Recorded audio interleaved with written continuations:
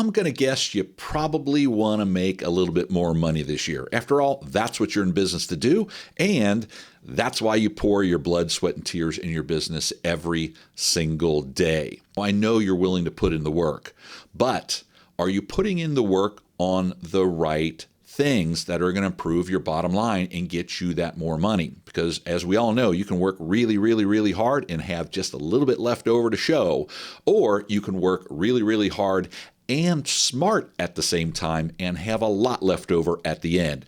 That's what we're going to talk about today.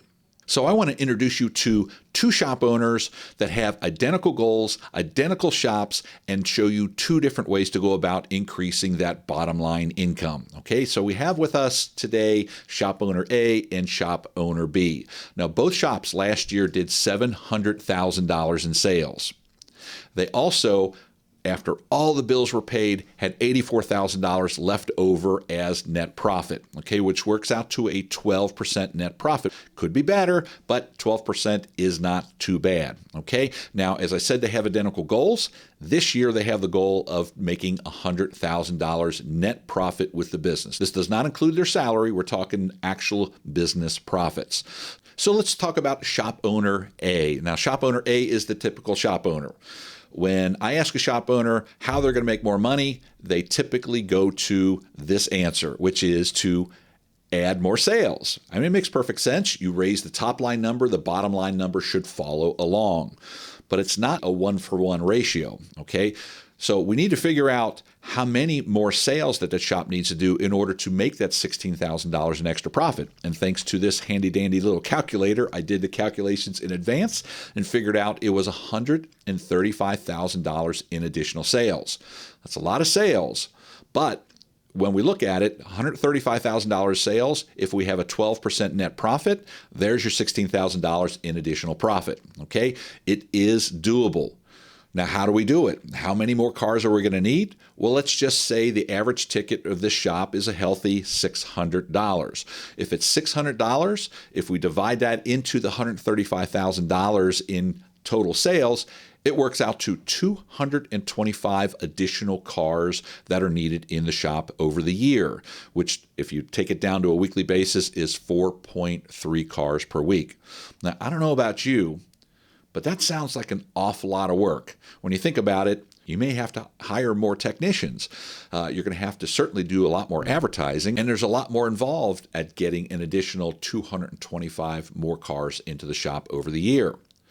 Now, that's the way shop owner A will go about doing it, and unfortunately, the majority of the industry is going to do that exact same thing, because I know I'm getting a lot of calls with people asking for ways to increase their car count.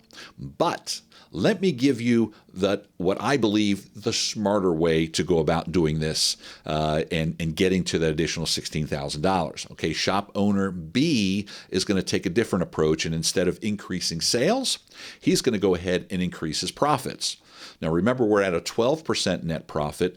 All we need to do in order to accomplish this is to get to 14.3% net profit. Add only 2.3% net profit on every job on average that comes into the shop, and he's going to get to his $16,000 goal, or his $100,000 goal, over the entire year. So if we look at this, $700,000, remember, we're not raising the top line number. We're keeping the same sales as last year. All we're doing is a few easy, simple things to raise the average profit margin 2.3%. That takes it to 14.3%. 14.3% of $700,000 equals that $100,000 in profit that the shop owner is looking at.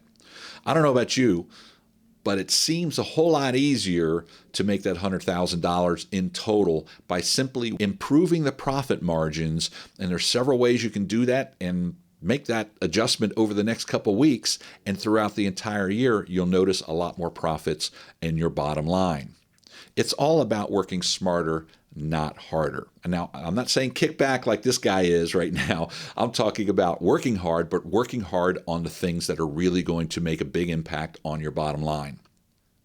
Now, I hope you enjoyed this video. Please do me a ginormous favor. Go down below the video, click the like button. If you're watching this on YouTube, please subscribe to the channel. Click that bell. That way you get notified every time I release another one of these videos. If you like what you're seeing, please let me know. Post a comment down below, and I'll see you on the next video.